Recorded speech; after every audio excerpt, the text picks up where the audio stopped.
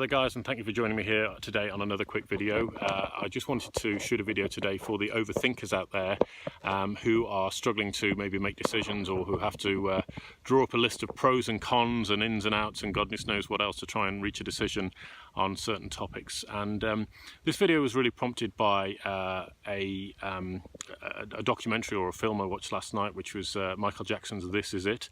And if you haven't seen it, guys, regardless of whether or not you really like Michael Jackson's music, I've got to say it's well worth a watch, because this is arguably one of the greatest artists that ever walked this earth. And he was preparing for an unheard of sellout of 50 dates across the world, to go and perform his final tour.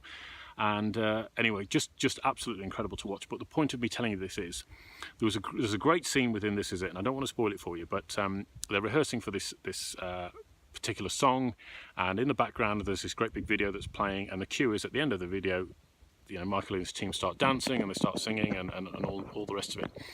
And Michael was adamant that he wanted to be facing the audience whilst the video was playing. And the coordinator said, well, Michael, how will you know when the video is finished? When will you know when it's your cue to get going, right? And Michael said, quite frankly, I'll just know. Okay, I'll feel it. And I just thought, wow, isn't that interesting that he would say, I'll just feel it. I'll know when there's an end of this video. Now, to me, that was just absolutely incredible to listen to. That he could actually pinpoint the end of a video just through gut feeling. And first of all, I find that fascinating, and secondly, I think if this is the greatest artist that's ever walked the planet, regardless of what you might think of him outside of his music and career and all the rest of it, I think that's something we can definitely learn from. And it's already been proven by science, guys, many times over, that the gut area, your abdomen, shall we say, is 30,000 times more powerful than what's going on up here. And that is pretty powerful. So your subconscious can pick up on all sorts of little telltale signs that are going on all around you that we're not even aware of. And actually, if you read some of the greatest entrepreneurs' stories in the world, Donald Trump and Richard Branson have both referenced gut feeling as being something that they've listened to, especially on key turning points where things could have turned out disastrously wrong, and they've chosen not to go down that route. And actually, when they didn't pursue that particular deal or what have you, it actually went disastrously wrong. And thankfully, they weren't part of it, because actually their gut feeling steered them to what otherwise looked like a logically decent situation to get involved with.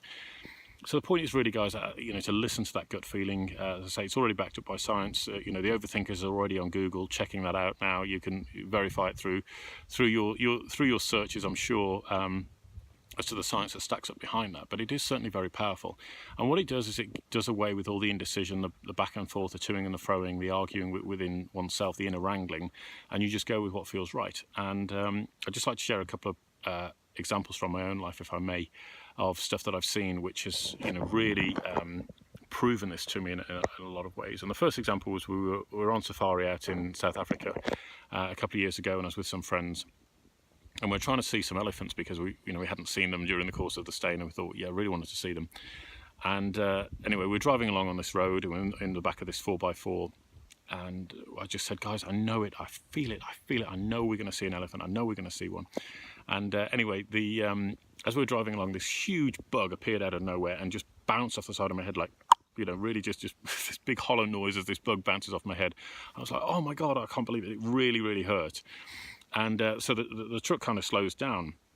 And as we slow down and we sort of grind to a halt, and people are checking what's going on, there on the right of us is this great big bull elephant, just huge bull elephant, just quietly eating away at his morning breakfast.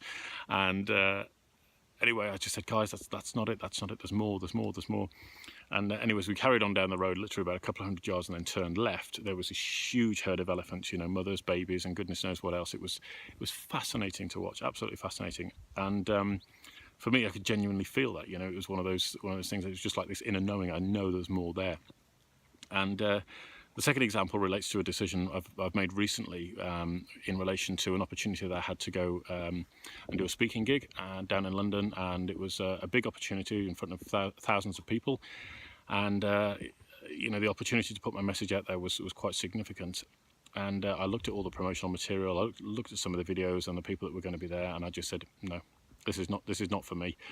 Intuitively, it just didn't feel right. There was that gut feeling, that knowing inside that said this is not aligned with who I am. And that's not to, you know, I'm not slagging those guys off or whatever. They do what they do, and that's fine. But for me, that just wasn't the kind of event or circumstance or people that I actually wanted to align myself with. Because I think that's important because people will say to me, well, Silas, come on, you know, there's thousands of people waiting to hear your message there, that you could change somebody's life in a heartbeat there. And my view would be, well, actually, no, because one of my main messages is authenticity. And if you can't be authentic to yourself and make a decision that's right for you, then you're being inauthentic. And there's no point me going there to be inauthentic, standing on stage just to, you know, fulfill this logical left brain activity, which says, you know, yes, I've got to be on stage doing this speech. And really, I think that's so important to be true to ourselves in so many ways. And my second point on that really is that, you know, my belief is that if somebody needs to hear that message, they'll find their way. The message will find its way to them. Absolutely. So there's no qualms there, and that doesn't mean to say I've got this huge message to share, this huge gift or anything like that. I'm not that type of person in any way, shape, or form. But it's I think it's important just to be true to you guys and listen to that gut feeling, listen to that inner voice, because it's there. It can pick up on so much in the unseen that we're not even aware of. And honestly, I think we can really learn a huge amount from that. So anyway, that's my my take for today. Hope you have a wonderful, wonderful day, and look forward to catching you up on a new video very soon. All right, guys, lots of love. See you soon. Bye.